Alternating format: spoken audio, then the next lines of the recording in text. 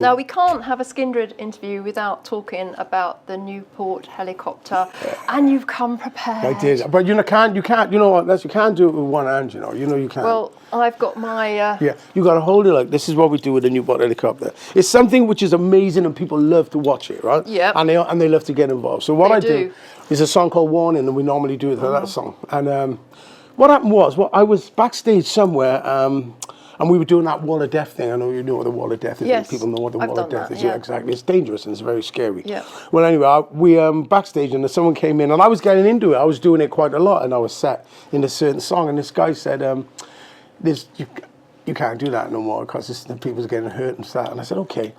And I thought, what am I going to do now? I want to do something to engage the audience, to get the audience together. Because I love that unity thing, bringing people together.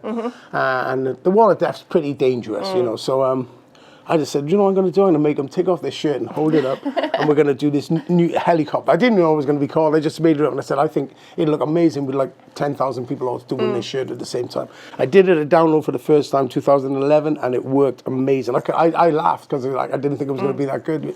Yeah, but people love it. They do love the Newport helicopter. And now they expect it at every gig. time I do. Yeah, but you know what? Sometimes, I mean, when we toured with, I think it was Volbeat, which was quite a difficult tour because their fans love Volbeat and they don't really love anyone else. But it looked more, it wasn't the Newport helicopter because the amount of people who was doing it, say there was 60 people in the room, only about 4 of them would do it. So it looked more like the Newport washing line, you know. It wasn't that cool. But yeah, when it's full in action, it's good fun. It is. Well, you do it over your head, which is how it became helicopter. Yeah. But I saw you doing one that I call the nunchucks version. Oh, I do. Like I normally do this as well, which is pretty cool. But That's normally when I'm on stage, I'm dying, so I'm doing this for air. Do you know what I mean? It's like, oh my God, I'm so hot. It's a brilliant sight when everybody does it. When 10,000 people do that, like we did it in Japan. When we did it in Japan the other day, the crowd was that excited. They held it up like this, and I counted to 4, and they were doing it, and they would jump in, so it just looked incredible. I'm surprised they do anything in Japan, because when I've been there, they just stand there like this. Well, you know what? I got that ability just to break them down. You know, this is what I always say on stage as well, is that no one's promised tomorrow.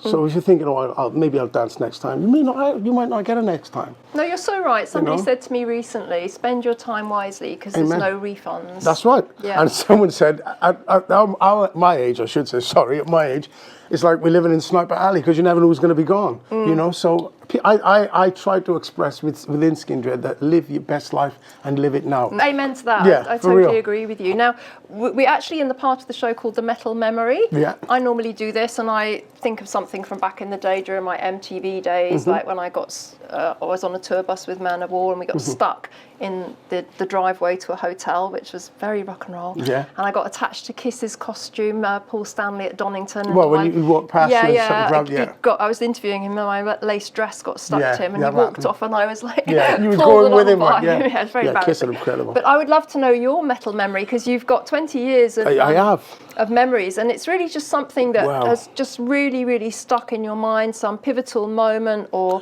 something like that. I'll tell you what sticks in my mind. When Max Cavalera from Sepultura and Soulfly, he became a big fan of Dub War in the early days.